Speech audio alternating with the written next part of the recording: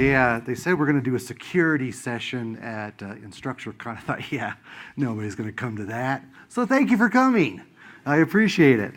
The way this is going to work is we're going to hand off a couple times during the presentation. I've got two other gentlemen up here besides myself who are going to talk through security as it pertains to Instructure, and just kind of some also as it pertains to the larger educational technology industry. By way of introductions, my name is Q. Wade Billings. Code name is Quade. That is a nickname I picked up about 20 years ago, and that's what people call me, so feel free. We also have Matt Hillary, who is our VP of Security, and a special guest from Amazon Web Services, Leo Zhadanovsky. Sort of. Okay, I tried. Anyway, what we're here to talk to you today about is security in an open world. So in my presentations, I like to start off with a little bit of a personal story here. So as growing up as a child, we have a minor glitch here in that my presentation is not, there it is. Okay, sorry. So growing up as a child, my grandmother introduced me to the Brothers Grimm. She gave me this book, and I read it, and I didn't sleep for weeks. Turns out these are horribly scary fairy tales. But what they're basically, I guess at the time that the Brothers Grimm wrote them in the mid 18th century, or early 18th century, sorry, the whole point was to kind of scare children into being good, right? And so now that I'm a grown adult and I've been working in IT security for a while, I've replaced the Brothers Grimm with this. This is Verizon's data breach incident report that they publish every year. This is what keeps me up at night, people.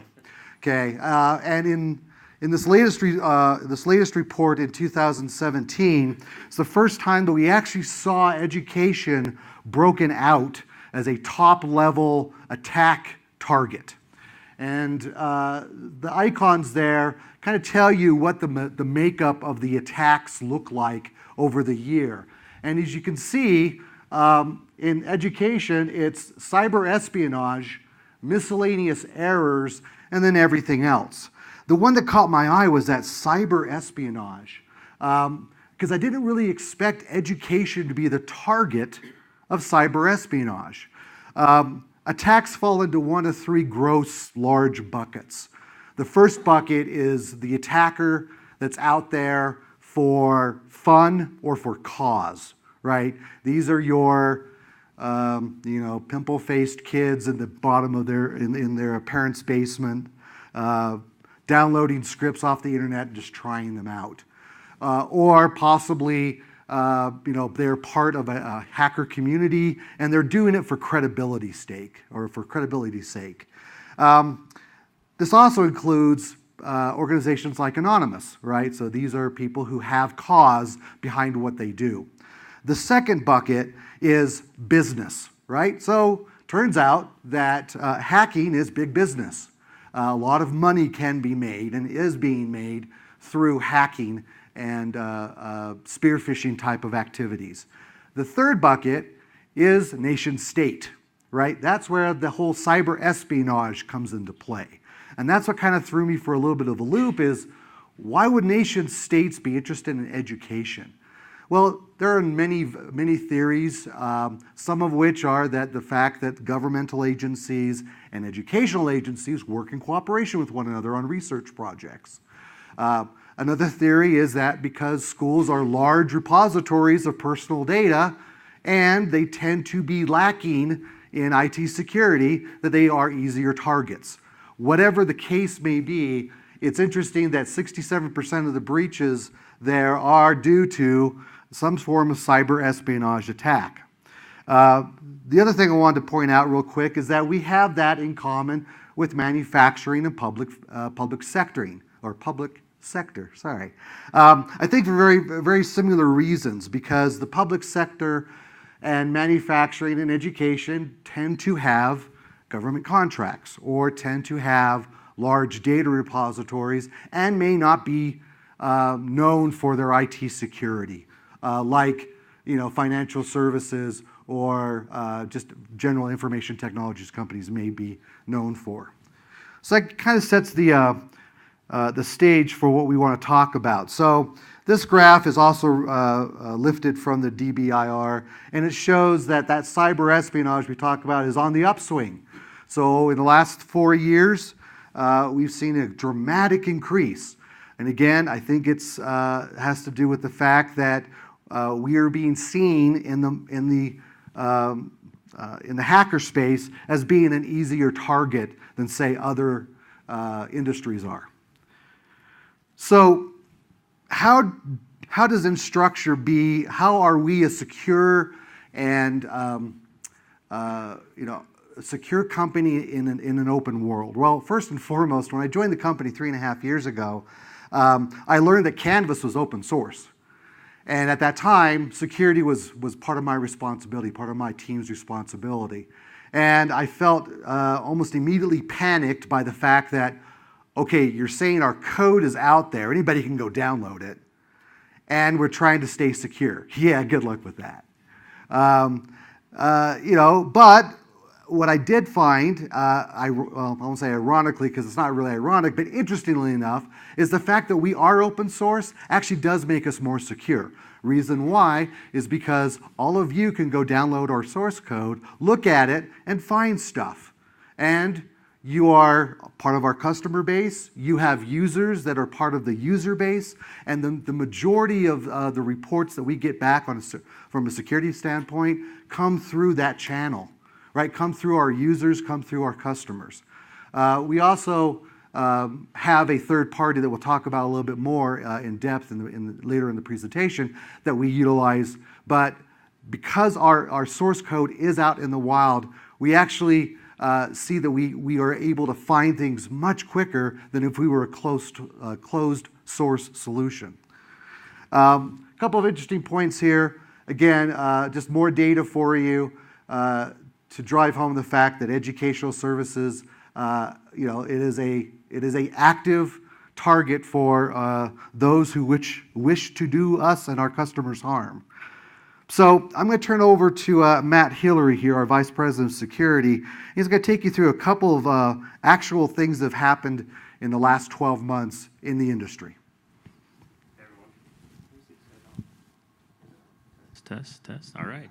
So, just in the last couple of months, we had a couple of folks in the EdTech community get breached or otherwise because of not good configurations of their servers.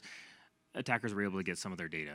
This is an example back in the April timeframe where just a researcher was going through AWS looking for open S3 buckets. If you're not familiar with S3, it's essentially like a hard drive connected to the internet, organized by buckets, which represent folders. And so this person found a bucket that wasn't secured and had pretty sensitive data about their users. Now, in the EdTech community, just as an example, I mean, looking at Instructure, and you'll note that I've kind of redacted some of these names up here as well.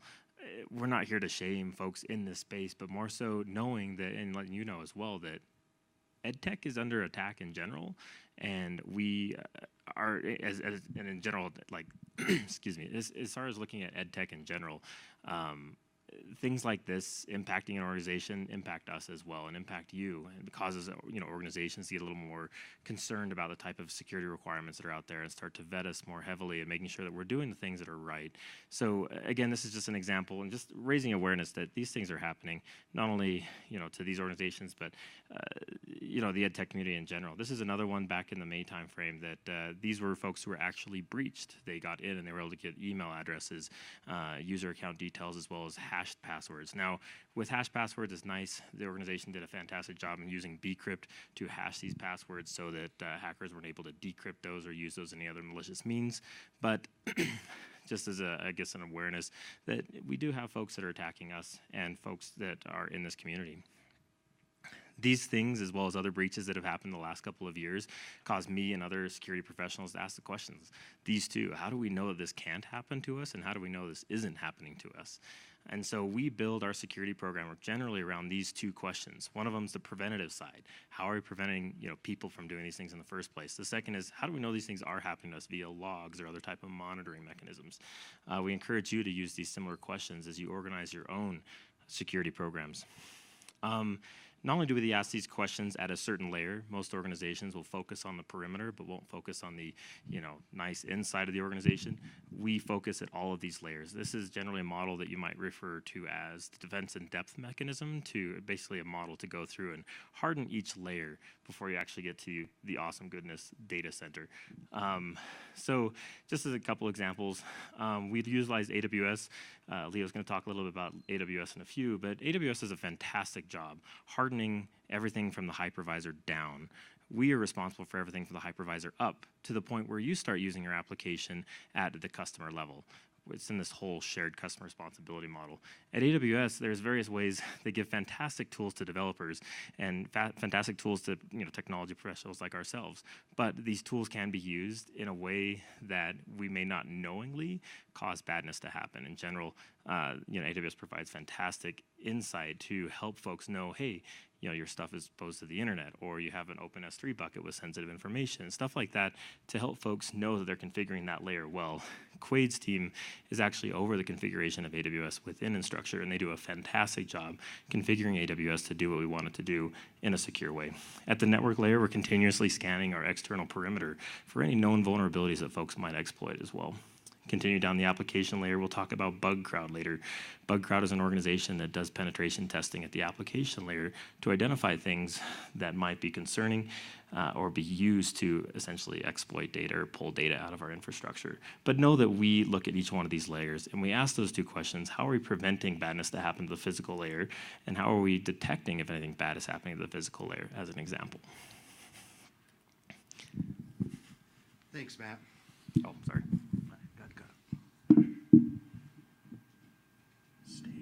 Okay. Leo, I'm actually going to give that to you. Okay. So, building on what Matt just said, security is a chain, right? If you have one weak link in your chain, that chain quickly falls apart. Let's all remember what happened to Target about 2 years ago when their point of sales systems were breached and people's debit and credit cards were disseminated across the internet.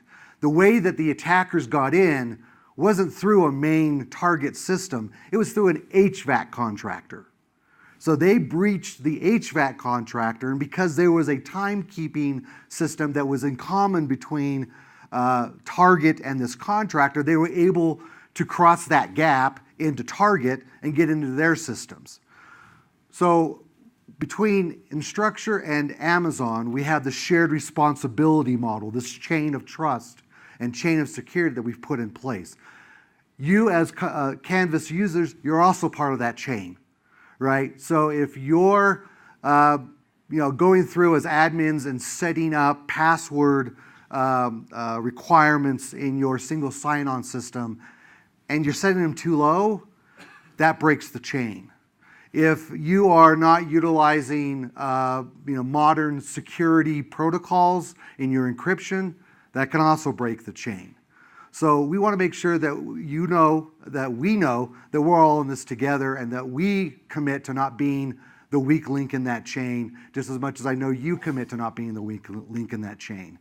Talked a little bit more about what Amazon is doing to make sure they're not the weak link in the chain. I'm going to invite Leo up, and he's going to go through what it means to be in a shared responsibility model. All right, great. Just test the mic here. There we go. Okay, so you can think of what AWS does as the security of the cloud, while what our customers do is the security in the cloud. So for the AWS part of the shared responsibility model, we take care of things like the physical security of our facilities. So things, for example, when you drive by, where our regions are, you'll never see like an Amazon sign on one of our data centers. In fact, I don't even know. I know, our regions are in North Virginia or North California or Oregon, which is what we have on our public website, but I don't know the actual addresses because I don't need to know as part of my job.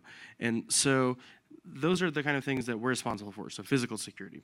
Also, our network security, so how our data centers talk to each other, how when we have two services talk to each other, or the same service, different parts of it talk to each other, whether that's encrypted in transit, whether data that we store that's sensitive is encrypted at rest. That's all stuff that we're responsible for. Also, how hardened our APIs are. Also, how our hypervisors, where your instances or virtual servers run, whether they're patched, whether they are secure. So. And then our customers, they work on the operating system level and above. So is your operating system patched? Are you storing passwords securely? Are you scanning your infrastructure for vulnerabilities? Those are all things that our customers are responsible for. So this is all great stuff, and you should trust that, but it's a good idea to trust and verify, right? And so that you can verify that what we claim we do, we actually do. We're part of a lot of different compliance schemes. So some of these are federal agencies. So for example, we have services that are HIPAA eligible. So what that means is you can store PHI, personal health information on them. And we have SOC. Our customers can see our SOC reports, which are third-party audits. We have some international compliance things like gov.uk, ITAR compliance, so we have a region that's ITAR compliant called GovCloud, DISA, which is a Department of Defense certification. So depending on which one our customers need, it depends on what they actually do on AWS, they can get the documentation that we're actually compliant with them. And the last point that I want to make is one of the nice things about using AWS for security is that we have a world-class security team. We work with customers who have really, really high-end security requirements. So federal agencies, financial services, institutions who store PHI on AWS. And one thing we don't do is we don't build special features for a specific customer. So if we're going to add a feature, it's going to be for security or for anything else, it's going to be available to all of our customers. So our customers, they can focus on the security of their specific apps that they build on us and not the undifferentiated heavy lifting of having to secure all this low-end infrastructure that we take care of for you. And on top of that, we also have a bunch of services that provide DDoS protection, help you encrypt your data, that are on your side or the customer side of the shared responsibility model, but we give you the tools to help you secure that side as well. All right, so now I'm going to give it back to Wade. Thank you, Leo. So as you can see, between Instructure and Amazon, we have this shared responsibility model in place.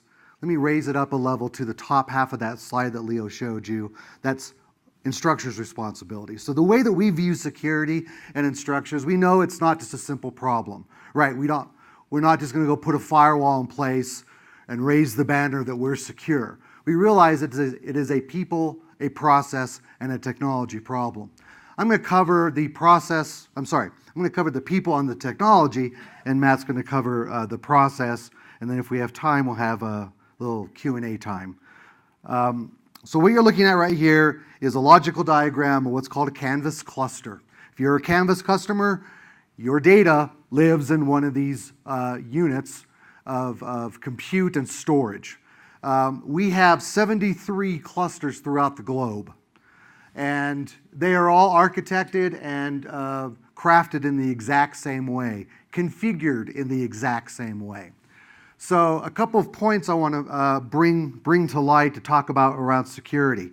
First and foremost, we utilize the CloudFront content delivery network that Amazon offers to deliver a number of our static assets.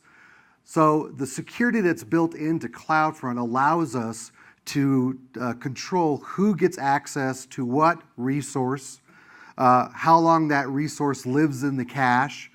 It allows us to filter by IP range, by port, by protocol to make sure that we're not serving up content to somebody that shouldn't be seeing it. We're also part of the DDoS protection that's intrinsic within the CloudFront content delivery network. There are 58-ish endpoints throughout the globe of CloudFront, backed by an incredibly large network surface area. So one of the favorite tricks of the first group of hackers I talked about, the fun and cause people, is they will launch distributed denial of service attacks. Well, because Amazon has such a large network surface area, they're able to absorb that traffic for the majority of the small to mid-sized denial of service attacks without an alarm or an alert ever being raised. For the large attacks, they also have mitigation controls in place that we are in talks with Amazon to start utilizing. So that's the content delivery network. Let's move up the stack a little bit to the elastic load balancer. So the elastic load balancer's primary function is to take traffic and fan it out into your environment, but it also has a firewall effect.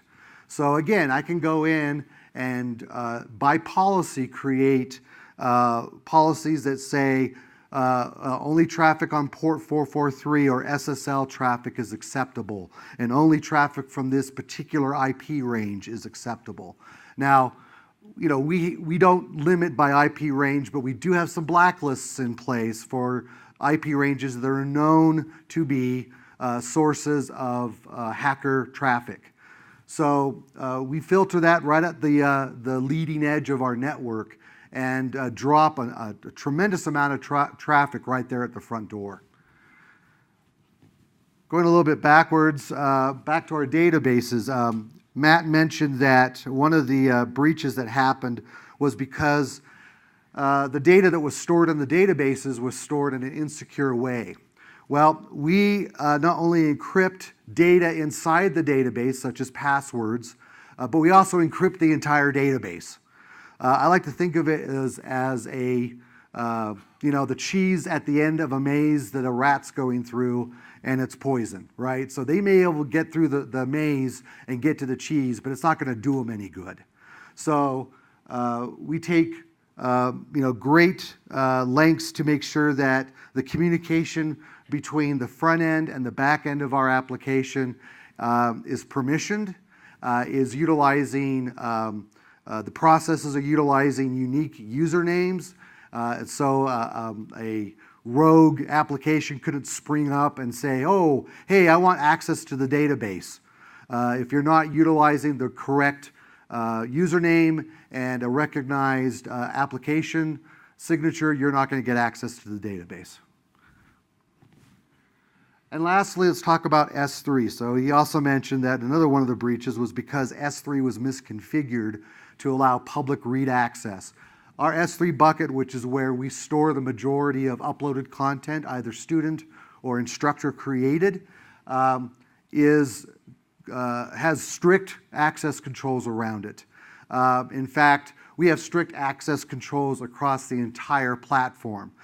Many of us who have access to these more sensitive region have to utilize one of a couple different usernames depending on the function that we're performing. So if I want to go look at a log file, I have a read-only access or ID that I go use. If I want to have read-write access, I have to switch usernames and go in as the read-write user in order to have the proper level of permission. And that's all backed by either multi-factor authentication or SSH keys. So it's a type of security that's not susceptible to password attacks. So that's the technology side. That's a kind of a high level, and I'm more than willing to stay afterwards and answer any other, maybe deeper level questions. But this is where I think we really differentiate ourselves from other people in education technology. When I joined the company again 3.5 years ago, I was immediately struck by the fact that we were not organized in the same way that I was used to. Most software houses organize themselves in this manner, right? There is a defined operations team, and there's a defined engineering team, and there's a defined security team, and there's air gaps between them. And in some cases, there might be animosity between them. At Instructure, we are a very collaborative, cooperative, dare I say, loving environment, right? We report up through myself and Matt and all of engineering report up through the same senior vice president. And so we're not separated from each other. We're not pitted against each other. We are actually working with each other to make sure that our application, from the very beginnings of feasibility and concept, is imbued with security, right? It's a concept that is not a bolt-on. We're not waiting for security to happen once it's in production. We're actually building it into the application from the get-go. And that has been a tremendous boon for us, because we've been able to stop or discover and potentially stop a number of potential vulnerabilities and exploits during testing, or even pre-production, before it even gets out into production. So Matt, I'll turn it over to the process. So, just like Leo had mentioned before, we're not only doing what we're saying we're doing, we have a third party coming into a test to showing you, on behalf of you, that we're doing what we're saying we're doing. So we have a SOC 2 report. Every year we produce these. The SOC 2 report has a robust set of controls: security, availability, confidentiality, privacy, as well as processing integrity, that we go through and our third parties go through and ask and test our processes and put out a report called the SOC 2 report that is available to you to also see, insight into how we're doing. And we are in the middle of that right now. Have planned to have that in the next month or so for you to see the most recent one. We also utilize BugCrowd. I'm not sure if you're familiar with BugCrowd, but BugCrowd is a crowd source of very, very talented security researchers that poke holes in our application, and they report to us via the BugCrowd application what things that they've found, and we pay out a bounty to them for their findings. We're super appreciative, even to the folks who are in the education community that have used Canvas and have that mindset where they want to break things or identify ways to break things. They go through Canvas or they go through Bridge, and then they report to us saying, hey, I found this, and this is interesting to me, and it looks like I'm able to see this information, or the application isn't as functioning as I expect. And we take that and we evaluate it, and we're able to improve the security of the application layer because of BugCrowd. We also, on an annual basis, pool a large amount of security researchers called an on-demand audit or assessment. They, 40 to 80 researchers will attack our web application and provide valuable insight into how we're doing. We produce and provide that report on our public website for you to see what things they've found and how we've responded to that in a timely manner. So these are some artifacts that you're able to take and gain assurance and gain confidence that we're doing what we're saying we're doing. Now, how can you help? This is important. Just as Quaid mentioned, AWS does a fantastic job. We are doing our very, very best to take care of the part of the infrastructure, the stack that we control. We need your help. And just like Quaid had mentioned earlier, as you provision users, as you use the admin interface, use it wisely, use good judgment, who you're provisioning access to, what permissions they're given, what features you enable and why, and how you want to control those things. Largely wanting to encourage the good use of security principles within your own organization. Lastly, we encourage you to report any weirdness to us, or if your students are doing things that may be different, or reporting, hey, this is happening, or this person's using this to exploit that, or otherwise. We take those very seriously. We take them internally, and we patch those within a very, very timely manner, depending on the severity of the incidents that come through. So this is our email. I respond to those security instructors, not Quaid does as well. And then also, this site will give you insight into how we're doing security. That's where the reports from BugCrowd are posted and available to you. So, wanted to open it up for questions. Quaid, do you want to facilitate the question ask? Actually, I'll run around if you want to.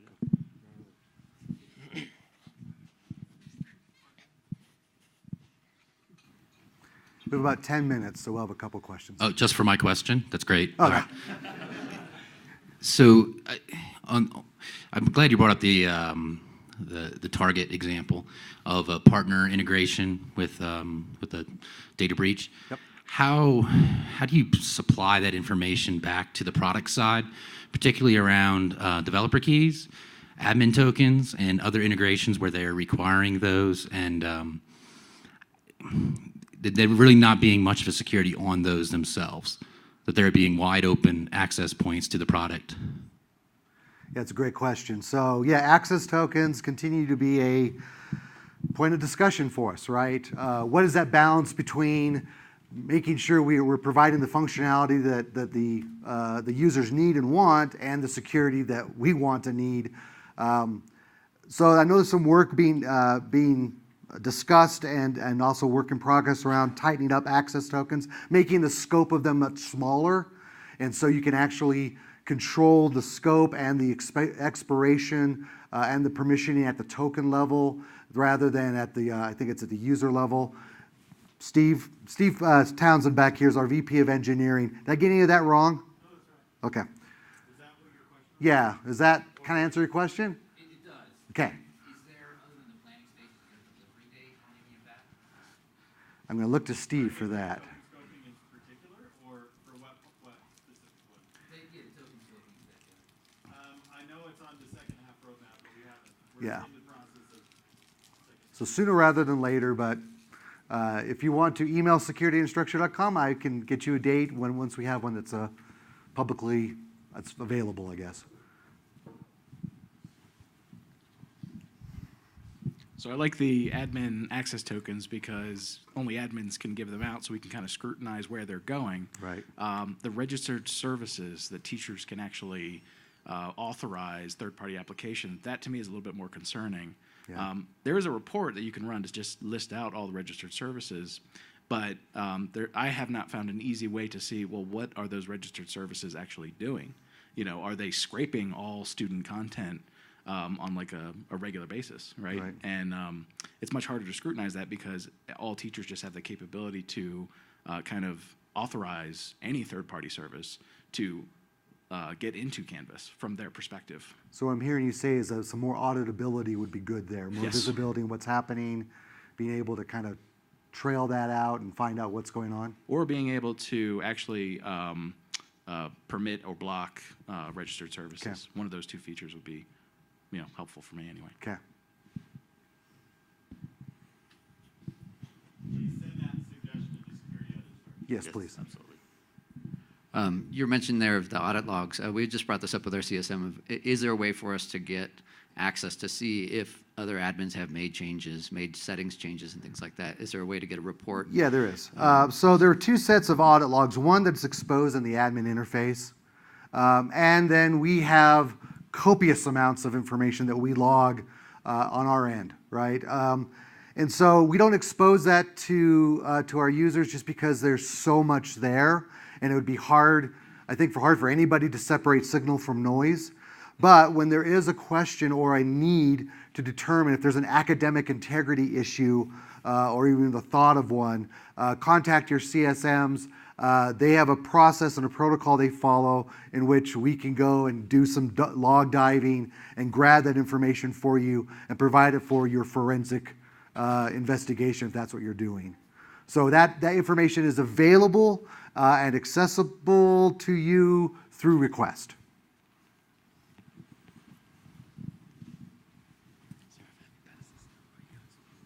Thanks. Hi. Hi. You've spoken a lot about why Canvas should be a secure platform, which is great. Are you able to speak a little bit about what your procedures might be, what your practices are in the event of a breach? Yes, we have a very robust incident response plan. It's based pretty much on the NIST framework.